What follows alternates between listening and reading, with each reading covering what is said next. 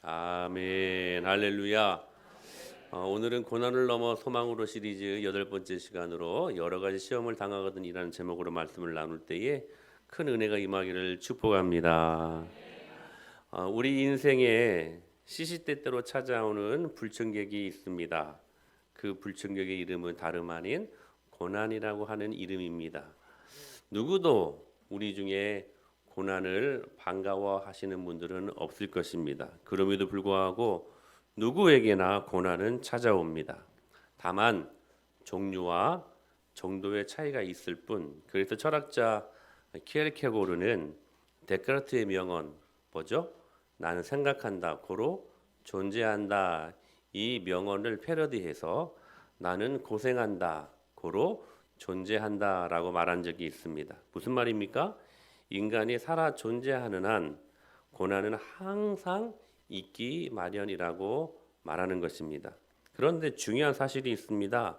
모든 인생에 고난이 있지만 고난의 의미는 사람마다 각각 다르게 나타난다라는 사실입니다.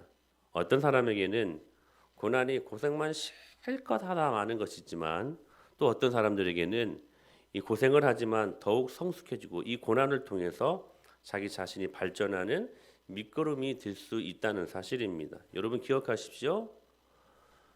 고난을 다 받는다고 모두에게 유익은 아닙니다. 즉 소모적인 고난이 있는가 하면 생산적인 고난이 있다는 사실입니다. 그런 뜻에서 유명한 신학자였던 어거스틴이 이런 말을 했습니다. 고통은 동일하지만 그러나 고통당하는 사람은 동일하지 않다. 그러니까 분명 고통이 주는 유익이 있지만 그 고통, 그 고난을 어떻게 받느냐에 따라서 이것이 소모적일 수 있고 생산적인 고난일 수 있다는 사실입니다. 제가 언젠가 이렇게 비유를 드렸습니다. 똑같이 팔팔 끓는 물에 당근을 넣으면 흐물흐물해집니다. 그러나 달걀을 넣으면 더 단단해지는 것이지요. 이와 마찬가지로 똑같은 고난을 당해도 어떤 사람은 고난에 짓눌려 주저앉지만 그리고 무너지지만 또 어떤 사람들은 이 고난 때문에 오히려 더욱 견고해질 수 있다는 사실입니다. 사랑하는 여러분, 어차피 누구에게 언제든 이 고난을 피할 수 없을진데 어떻게 고난을 선용할 것인가 우리는 생각할 수 있어야만 할 것입니다. 그래서 전도서에서는 이렇게 말씀하셨습니다. 같이요. 형통한 날에는 기뻐하고 여러분들이 지금 마스크를 써서 안 보이는 것 같지만 저는 다 보입니다. 같이 찬양할 때 같이 찬양하고 같이 말씀 읽을 때 같이 읽으십시오. 참 보기 드문 광경입니다. 그래요. 너무 두려워하지 마시고요. 하나님 함께 하십니다. 형통한 날에는 기뻐하고 형통한 날에는 기뻐하십시오. 할렐루야. 그러나 공고한 날에는 되돌아 보아야 된다라고 말씀하십니다. 여기 되돌아본다라는 말씀 무슨 말씀이냐면 깊이 생각하다, 숙고하다. 영어로 말하면 consider라는 말입니다. 깊이 한번 생각해봐라 그 말이에요. 그러니까 고난이 올 때 깊이 생각해 보면 분명히 내 인생에 커다란 유익이 있다는 사실입니다. 그래서 제가 언젠가 말씀드렸었죠. 신앙의 힘은 어떤 힘이다? 그 상황과 환경을 해석하는 힘이다. 여러분 형통한 날에는 기뻐하십시오. 그러나 공고한 날에는 되돌아보십시오. consider 하라는 해석하라는 거예요. 왜 하나님이 이런 상황과 이 고난의 환경, 형편과 처지를 허락하셨는지 생각해 보라는 거예요. 깊이 consider, 재해석해 보라는 거예요. 그래서 이런 말이 있어요. 고난은 제 삶의 성례다. 성례라고 하는 것은 은혜의 방편입니다. 근데 기독교에서 말하는 성례는 딱 두 가지입니다. 뭡니까? 세례와 성찬입니다. 캐톨릭에서는 7성례를 이야기하는데 그건 성경에 없는 것들이고요. 성경에 있는 딱 두 가지 은혜의 도구, 은혜의 방편은 딱 두 가지입니다. 세례를 통해서 우리 은혜 받고 성찬을 통해서도 은혜 받습니다. 그런데 어떤 분들은 그래요. 고난도 그에 못지않게 하나님의 은혜를 체험하게 해준다는 점에서 비유적으로 제3의 성례다. 그러니까 이 고난을 잘 믿음으로 받으면 이게 은혜의 방편이라고 하는 것입니다. 그래서 우리는 고난은 인생 학교다 이렇게 말할 수 있고, 그래서 우리는 고난은 뭐 인생 레슨이다 이런 아름다운 말로도 우리가 표현할 수 있게 된다는 것입니다. 그런 의미에서 오늘 본문은 우리가 고난을 만날 때, 누구나 다 고난을 만나지만 그 고난을 만날 때 어떻게 해야 되는지를 정확히 말씀해 주고 있는 본문입니다. 오늘 본문 5절 말씀을 다시 한번 읽어볼까요? 시작.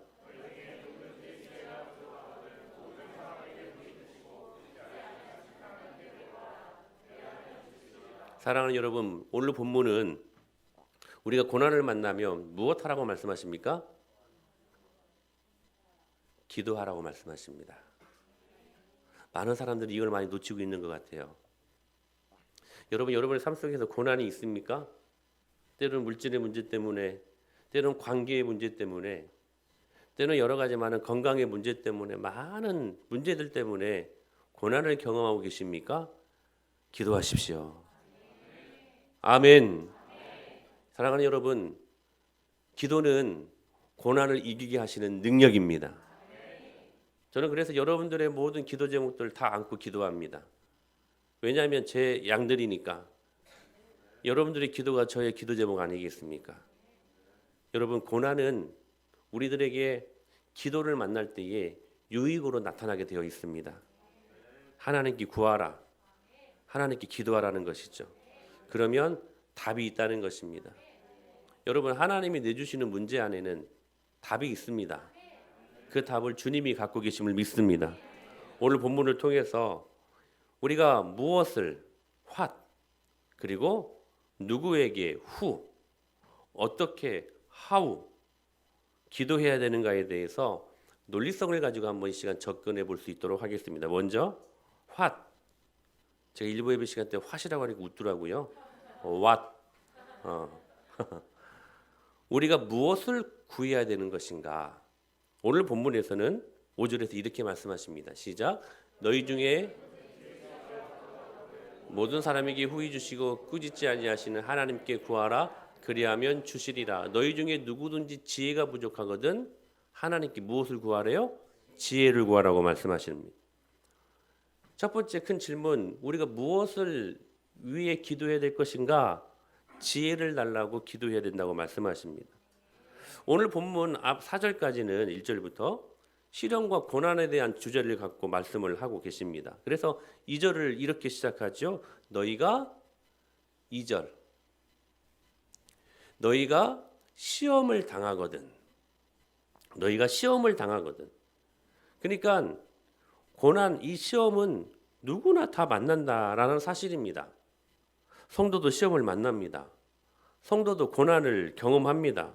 간단한 말 같지만 귀한 진리입니다. 누구나 다 고난과 시험을 만나게 되어 있습니다. 심지어는 성도도 우리가 예수님을 믿어도 여러분 고난을 당하게 되어 있다는 사실들을 잊지 말라는 것입니다. 신앙생활하면 만사 형통이 절대로 아닙니다. 신앙생활 하면서도 아플 수 있고, 신앙생활을 하면서도 우리가 시험에 떨어질 수도 있고, 이별할 수도 있고, 때로는 부도가 일어날 수도 있다는 사실입니다. 여러분, 삶 중에서 누군가가 몸을 던지면 여러분 예수님 믿는 사람들이라면 안 다칩니까? 다 다칩니다. 누구나 다칩니다. 만약에 10중에서 떨어졌으면 여러분 예수님 믿는 사람들도 죽습니다. 똑같이 죽습니다. 누구나. 하루를 굶는다면 배고픕니다. 예수님 믿는다고 배 안 고파요? 고픕니다. 만약에 40일 이렇게 굶으면 죽을 수도 있습니다. 다 죽을 수 있습니다. 이처럼 이 땅에 사는 우리가 모든 시간들 동안 누구나 다 겪는 고통, 고난이 있다는 사실입니다. 예수님 믿음에도 불구하고 예수님도 그것을 인정하셨습니다. 이렇게 말씀하십니다. 세상에서는 너희가 환난을 당하나 담대하라. 우리가 지금 예수님 믿는 사람들한테 예수님이 하시는 말씀이거든요. 믿는 성도들도 세상에서 환난을 당할 수 있다는 사실입니다. 그것을 예수님도 인정하고 있지 않습니까? 그런데 그 고난은 다양합니다. 형제들아, 너희가 여러 가지 시험을 당하거든. 시험은 여러 가지입니다. 여러분, 각색입니다. 절대로 한결같지 않습니다. 어떤 때는 돈 때문에 시험을 고난을 경험합니다. 어떤 때는 건강의 문제로, 어떤 때는 관계의 문제로, 어떨 때는 감당할 시험이 있는가 하면 도저히 감당할 수 없는 고난도 있습니다. 말로 표현할 고난이 있는가 하면 말로 표현하기 힘든 고난도 있습니다. 한마디로 시험은 고난은 다양합니다. 여러 가지 다양한 주제로 우리들에게 다가온다는 사실입니다. 그런데 그 시험, 그 고난을 말씀하시다가 왜 갑자기 오늘 본문에서 4절에서는 지혜를 5절에서는 지혜를 구하라고 말씀하실까요? 너희 중에 누구든지 지혜가 부족하거든 하나님께 구하라. 그리하면 주시리라. 할렐루야. 고난과 지혜가 어떤 상관관계가 있다는 거죠. 고난을 극복하는 것과 지혜를 구하는 것과 어떤 연관성이 있기 때문에 쭉 고난을 말씀하시다가 그리고 그 고난을 만날 때쯤 너희들은 반드시 지혜를 구해야 된다라고 그렇게 말씀하시는 것입니다. 시련, 고난을 극복하는 데 있어서 지혜가 필수적이라고 하는 것입니다. 지혜는 시련, 고난을 극복하기에는 힘입니다. 그렇다면 오늘 본문에서 말씀한 이 고난을 이기는 이 시련, 이 고난을 이기게 하는 지혜가 무엇인가? 여러분 지혜가 무엇입니까? 굳이 이 지혜를 이야기하려면 우리는 지식이라는 단어와 비교할 수 있어야 될 것입니다. 지식은 부분적입니다.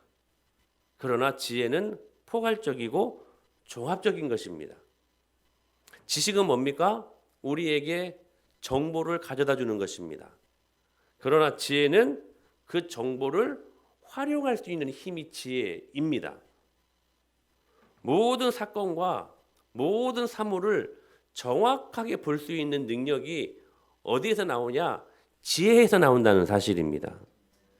성경은 그 지혜를 뭐라고 말씀하시냐면 여호와를 경외하는 것이래요.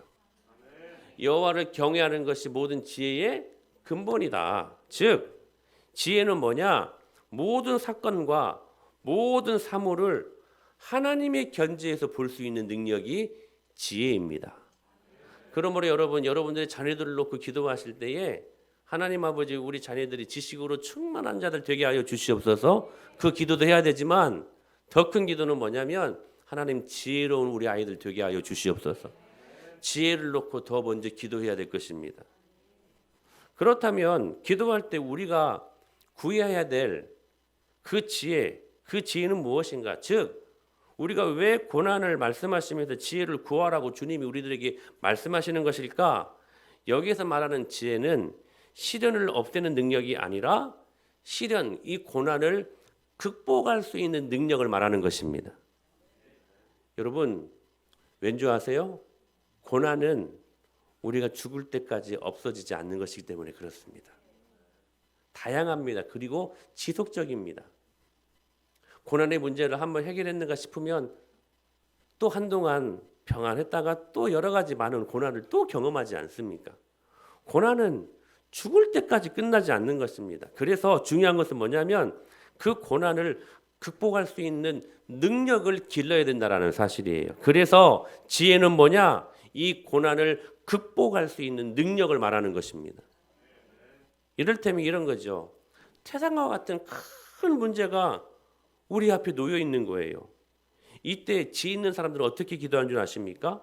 지혜 없을 때 하나님 저 태산과 같은 저 문제를 하나님 없이 하여 주시옵소서 이렇게 기도했다면 지혜로운 사람들은 이 상황 속에서 어떻게 기도하냐면 하나님 저 문제의 산을 어떻게 극복해야 되겠습니까? 극복할 수 있는 힘과 지혜를 주시옵소서. 이게 고난 앞에서 우리가 구해야 될 지혜로운 자의 모습이라는 사실입니다. 정말 살다 보면 감당하기 힘든 사람들이 있습니다. 마치 나의 행복을 깨트리려고 하는 사람들처럼. 이때 지혜 있는 사람들은 어떻게 기도하는 줄 아십니까? 저 사람을 어떻게 내 인생에서 하나님 제거해 주실까? 하나님 제거하여 주시옵소서 이렇게 기도하는 것이 아니라 하나님 나를 힘들게 하는 저 사람을 내가 어떻게 품을 수 있을까요? 지혜를 주시옵소서.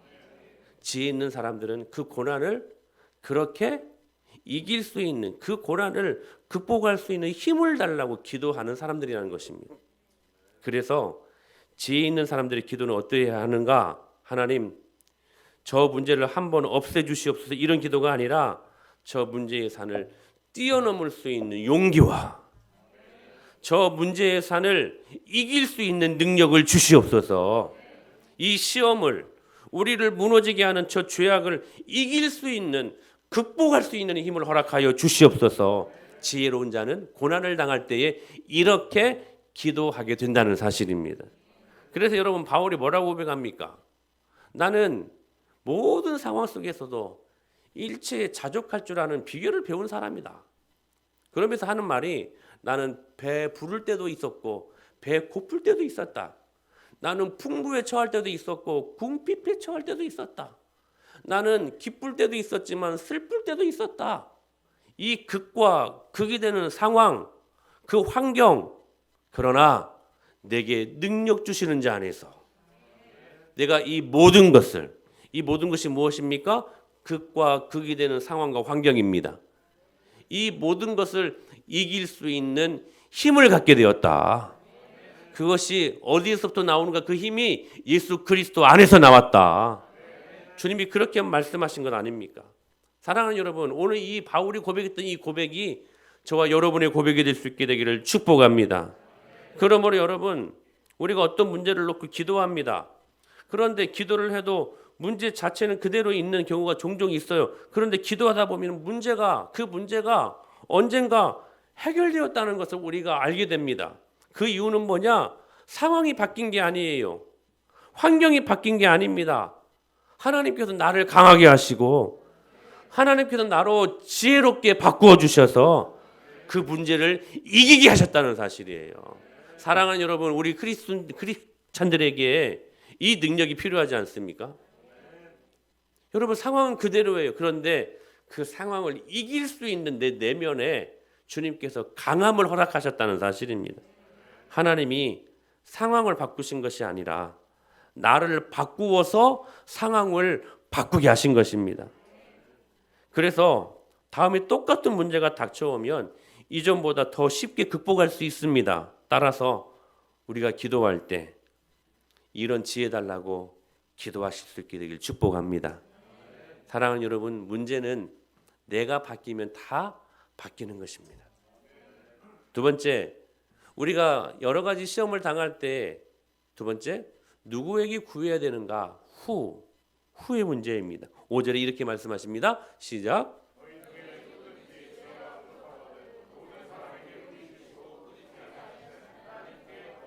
여러분, 우리가 누구에게 기도해야 됩니까? 하나님께. 이건 누구나 다 아는 말이죠.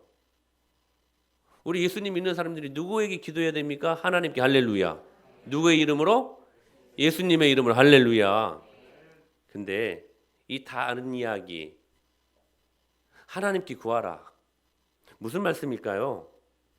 왜 뻔한 이야기를 하실까? 그게 아니라 하나님이 어떤 분이신지를 알고 기도해야 된다는 겁니다. 하나님이 어떤 분이십니까? 오늘 본문에 보면 모든 사람에게 후히 주시는 하나님. 할렐루야. 사랑하는 여러분, 오늘 저는 여러분들이 이 은혜가 임하기를 축복합니다. 엊그저께 신혼이랑 목욕탕에 갔어요.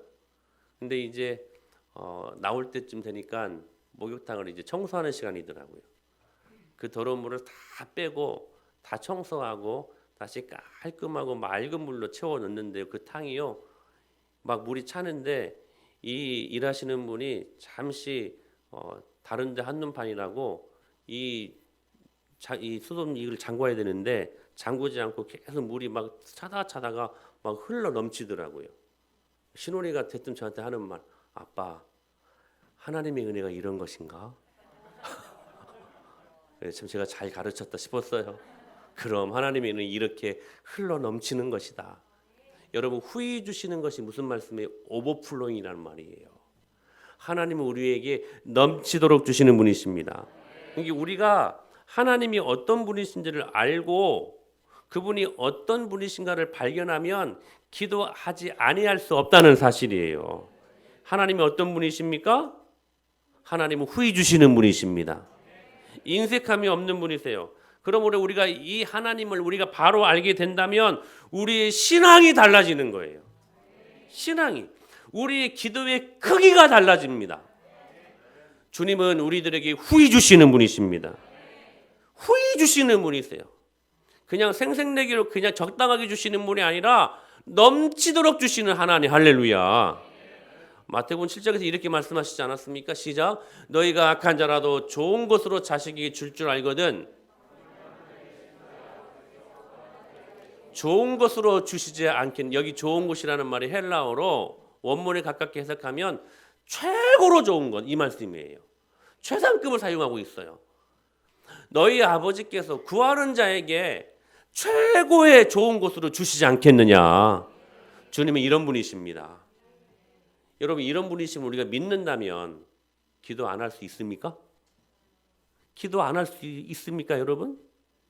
이렇게 또 말씀하신 로마서 말씀에 시작. 우리 모든 사람을 위하여 내주시니가 어찌 그 아들과 함께 모든 것을 우리에게 주시지. 아멘. 사랑하는 여러분, 아멘으로 하나님의 말씀을 붙잡으십시오. 저는 그 은혜를 많이 경험해요. 제가 여러분 은혜를 받으려고 저도 예배를 이제 준비하고 설교를 준비하면서 다른 제가 좋아하는 목사님들 설교를 많이 듣습니다. 근데요, 목사님이 말씀하시는 거 정말 저 말씀은 내 말씀이다 싶으면요, 제가 저 공간에서 그냥 아멘해요. 아멘. 아멘, 아멘, 아멘. 여러분, 아멘으로 그 말씀을 붙잡으십시오.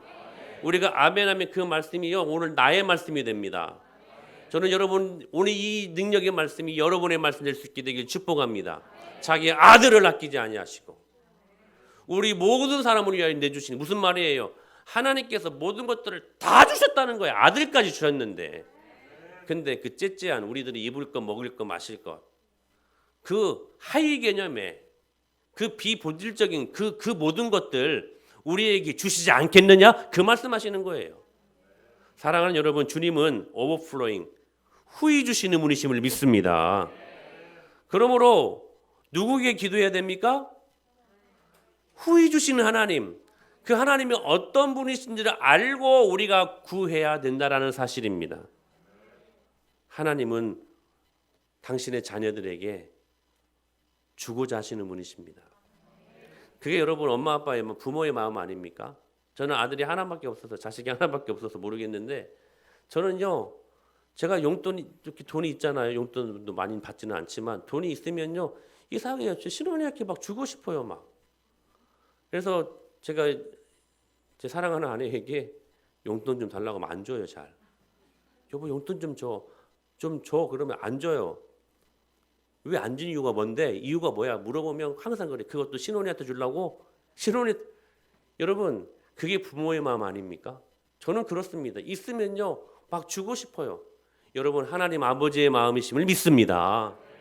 주님은 여러분들을 사랑하시기에 여러분들이 넉넉히, 여러분 풍성하게, 풍족하게 살기를 원하십니다. 하나님은 어떤 분이십니까? 우리에게 주고자 하시는 분이시라는 사실이에요. 그런 의미에서 이런 말이 있어요. 내가 하나님께 받지 못한 억울함보다, 우리 억울해하잖아요. 하나님 좀 달라고 하면 안 주시니까 막. 근데 하나님이 나에게 주고 싶지만 우리가 준비되지 못해가지고 줄 수 없는 안타까운 마음이 하나님께 더 크다는 사실이에요. 하나님은 여러분들에게 후히 주시기를 기뻐하시는 분이십니다. 근데 중요한 것은 뭐냐면, 하나님이 주고 싶은데 내가 그 복을 받을 준비가 안 되어 있는 거예요. 내가 준비가 되지 못해가지고 주님은 주고 싶은데 줄 수 없는 그 안타까움이 하나님 보시기에 더 크다는 사실입니다. 사랑하는 여러분, 오늘 주님은 저희들에게 주시고자 하시는 분이심을 믿습니다. 후히 주시기를 기뻐하시는 분이십니다. 그러나 때로는 주어서는 안 되겠다고 판단하시면 주님은 안 주십니다. 너희가 얻지 못함은 구하지 아니하였으며, 구하여도 받지 못함은 너희가 잘못 쓰려고 정욕으로 구한 것이기 때문이다. 어떤 경우에 안 주십니까? 우리가 소유해서 위험한 것은 안 주십니다. 그러니까 무슨 말씀이에요? 믿음의 그릇 준비하시라는 거예요. 돈을 줘서 위험하다 싶으면 주님이 돈 안 주십니다. 성공과 출세를 줘서 위험하다 싶으면 주님이 안 주십니다. 내가 기도했는데 안 주시는 것, 이렇게 생각하십시오. 아, 내가 소유했을 때 내게 위험한 것이구나. 여러분, 현이가 종종 지금도 간혹 저 주방에 막 달려가가지고 칼을 만집니다. 여러분, 현이가 칼을 좋아해요. 그럼 자식이 좋아한다고 막 기뻐합니까? 현이가 칼을 좋아한다고 우리 엄마 아빠도 막 좋아합니까? 아니죠. 왜요? 그 칼이 현이에게는 위험한 것이기 때문에. 위험한 것이기 때문에. 100% 배거든요. 100% 피나거든요. 어떤 부모가 자기 자식이 다치는데 위험한데 그걸 선물로 주겠습니까? 하나님 아버지도 똑같습니다. 그래서 여러분, 우리가 여러분 물질을 구했다면 그 물질을 받을 만한 믿음의 그릇 잘 준비하셔야 주님이 주십니다. 여러분, 틀림없는 말이에요. 한번 스스로에게 물어보십시오. 지금 내가 달라고 하는 것이 나의 욕심을 채우기 위한 것인가, 아니면 조금이라도 하나님 나라를 위한 것인가? 그것이 결국엔 하나님 나라를 위한 것이라면 여러분, 제가 여러분들에게 권면합니다. 마음껏 달라고 구하십시오. 주님이 풍성하게 채워주시고 여러분들에게 후히 주실 것을 믿습니다. 믿음의 그릇 잘 준비하십시오. 주님이 주십니다. 마지막 세 번째, 우리가 이 고난의 때에 어떻게 기도해야 될 것인가? How? 어떻게 기도해야 될 것인가? 우리 6절 말씀이에요. 6절 시작.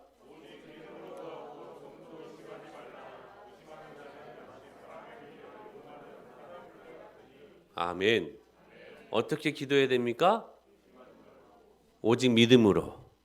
지금 긍정적, 부정적 두 가지 측면을 말씀하십니다. 긍정적인 측면에서는 오직 믿음으로, 부정적인 측면에서는 조금도 의심하지 말고, 조금도 의심하지 말고. 이 말씀이 중요해요. 의심하지 말아라가 아니라 조금도 의심하지 말래요. 조금도.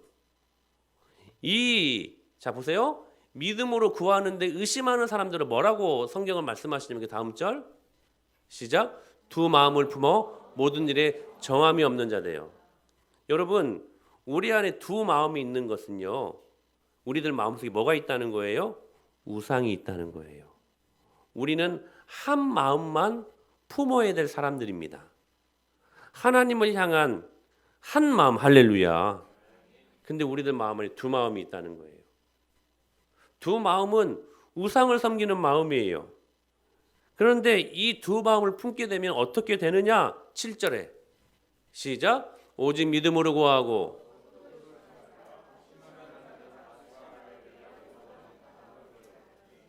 여러분, 다시 한번 말씀드립니다.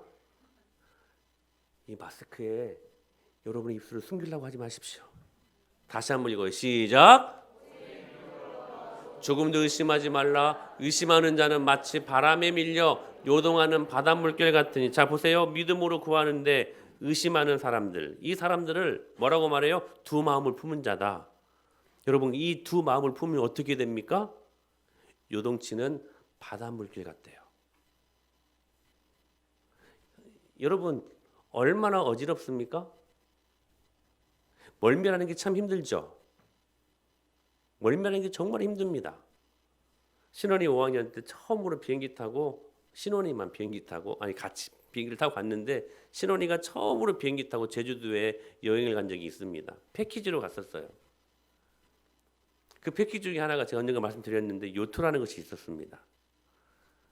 근데 그 요트가 우리가 낭만적으로 생각해서 요트지, 막 포카리 스웨트 때 막 생각해서 요트지, 막 라라라 하면서 막 하면서, 근데 그게 배라는 사실들을 잊고 있었습니다. 그 자그마한 배에 정말 로맨틱하게 그 안에서 뭐 회 떠주는 데도 있고 막 그 레스토랑도 있고, 근데요, 웬걸요, 진짜 그때 우리 하태도 갔을 때도 비슷해요.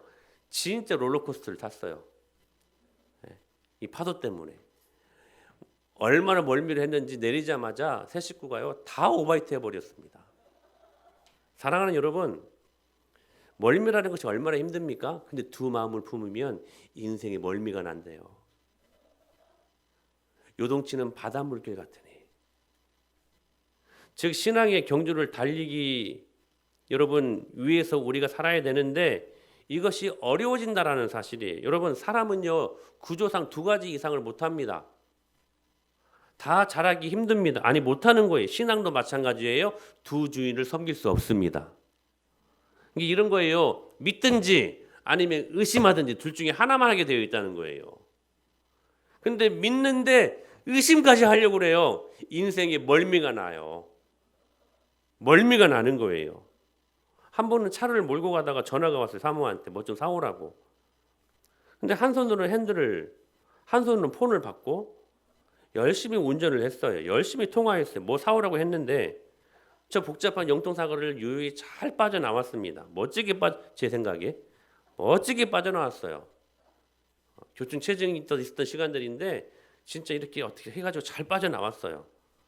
그래서 목적지에 도착을 했습니다. 그런데 문제는 뭐냐면 통화 내용이 기억이 안 나는 거예요. 뭘 사오라고 했는데 기억이 안 나는 거예요.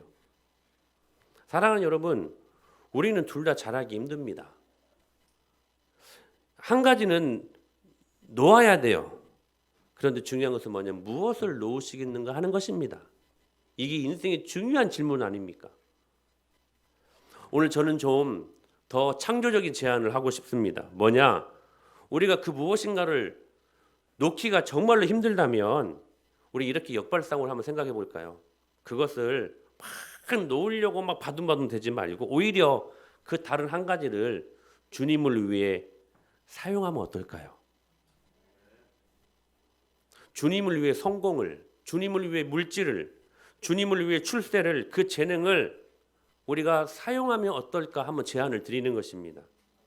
사랑하는 여러분, 한 마음을 갖기 위해서는 우리가 어떻게 해야 할까? 한 분의 주인을 섬기기 위해서 우리가 어떻게 해야 될까? 다른 한 주인을 버리기 위해서 노력하기보다는 한 주인을 더 사랑하면 된다는 사실이에요. 여러분, 사랑하면 게임 끝입니다. 주님을 사랑하면요, 저절로 모든 것들이 다 돼요. 주님을 더 사랑하면 돈도 물질도 성공도 출세도 쾌락도 그렇게 중요한 것으로 다가오지 않습니다.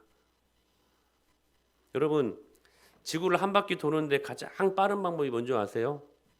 무엇을 타고 가는 것입니까? 비행기 타고 갑니까? 여러분, 지구를 한 바퀴 도는데 가장 빠른 방법이 뭘까요? 다 아시잖아요. 사랑하는 사람과 함께 가는 것입니다. 사랑하는 사람과 함께 가면 백리도 짧게 느껴집니다.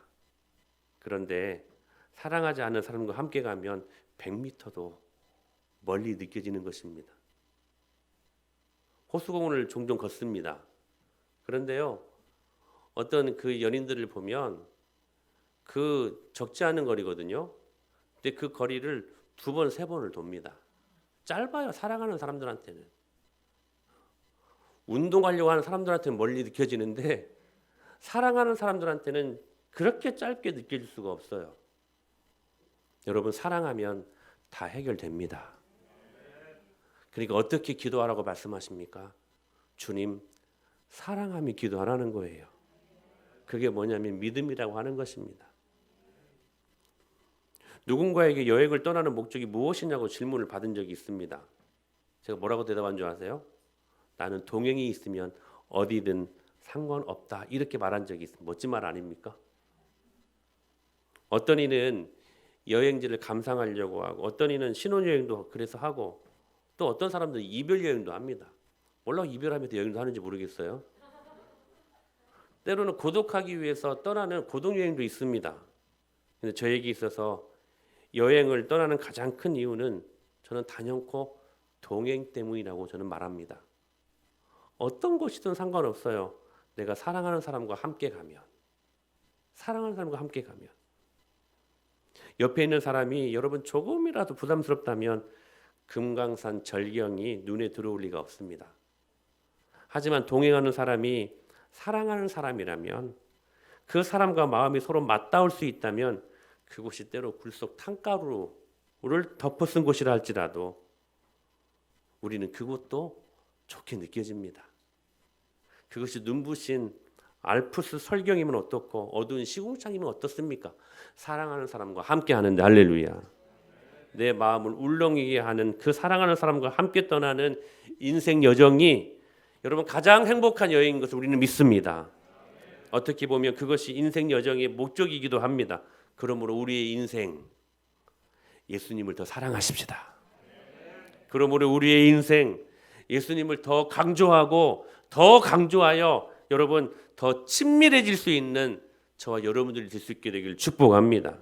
예수님을 더 깊이 사랑하고 예수님과 더 친밀해질 수 있는 방법, 그게 기도임을 우리가 알기에 너희가 고난을 당하느냐? 그리하면 저희가 기도할 것이라고 하시는 주님의 말씀의 은혜를 따라서 여러분 오늘 주님 앞에 먼저 지혜를 구하십시다. 모든 상황과 모든 고난이라는 환경을 극복할 수 있는 지혜를 주시옵소서. 그리고 우리 하나님께 기도하십시다. 그 하나님은 어떤 분이십니까? 우리에게 후히 주시고 꾸짖지 아니하시는 풍성하게 모든 것들을 채워주시는 하나님이신 우리가 믿기에 그 주님 사랑함으로 받으면 고난, 비록 우리가 선뜻 받아들이기 힘든 낯선 그러한 고난의 현장이라 할지라도 주님과 함께 동행할 수 있으니 그것이 어디든 천국이 되게 하실 것을 믿습니다. 우리 이 믿음으로 이번 한 주간도 여러분 예상컨대 여러 가지 시험들이 있을 것입니다. 그 시험을 믿음으로 잘 통과하여 주님 주시는 축복을 능력으로 경험하는 저와 여러분이 될 수 있게 되기를 살아계신 예수님의 이름으로 간절히 축원합니다.